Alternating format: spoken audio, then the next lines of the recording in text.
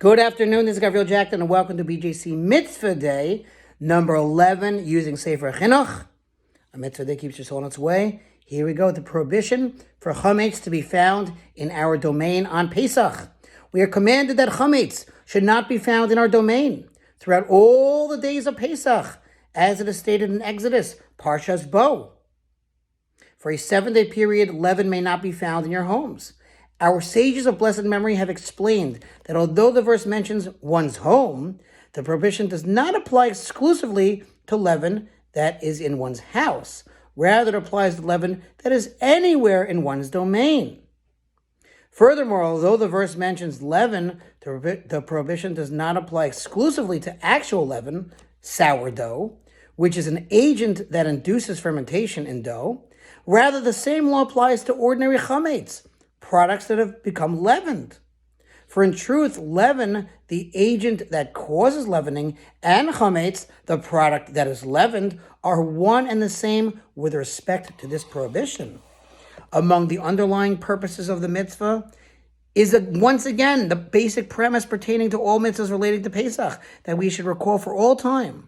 The miracles that were done on our behalf by the Almighty at the time of the Exodus from Egypt, as it is written above in mitzvah number 5 regarding the slaughter of the lamb for the Pesach offering.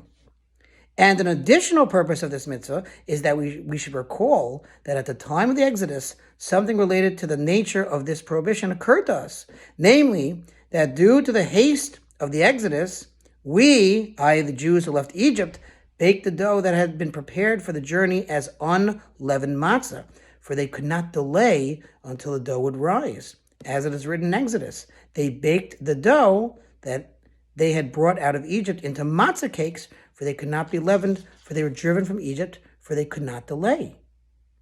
The laws of this mitzvah are numerous. The Chinuch, the author, begins with laws pertaining to the definition of one's domain.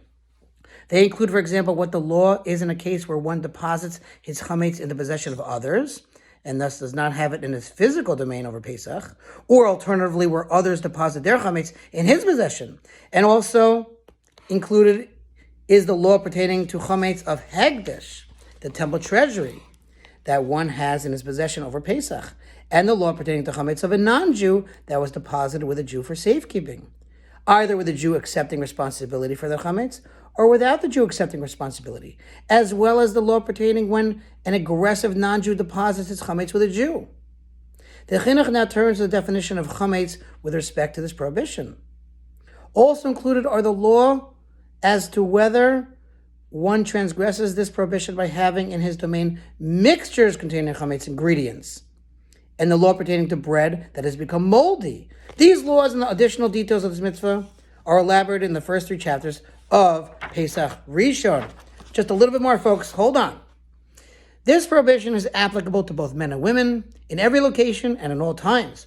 One who transgresses this prohibition and purposely allows chametz to be found in his domain on Pesach has, in fact, violated 2 separate prohibitions, namely the commandment not to let chametz be seen in one's domain on Pesach, which is going to be discussed more in mitzvah number 20, as well as the current commandment not to let chametz be found in one's domain.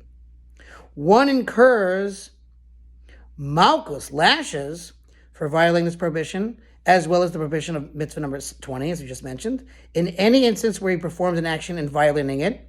For example, where he intentionally leavened a dough and left it in his home, or where he purchased chametz on Pesach and stored it in his home. However, if he did not do any action in violating the prohibition, but rather chametz remained in his home from before Pesach and he neglected to remove it, he does not incur lashes for his violation of the prohibition. For it is a general rule that one does not incur lashes for a violation of a prohibition that does not involve an action, as we have previously stated in mitzvah number 9. Wow, we got through that. Thanks for listening to Sponsor Feature Mitzvah 36-100 of the Globe. See you tomorrow.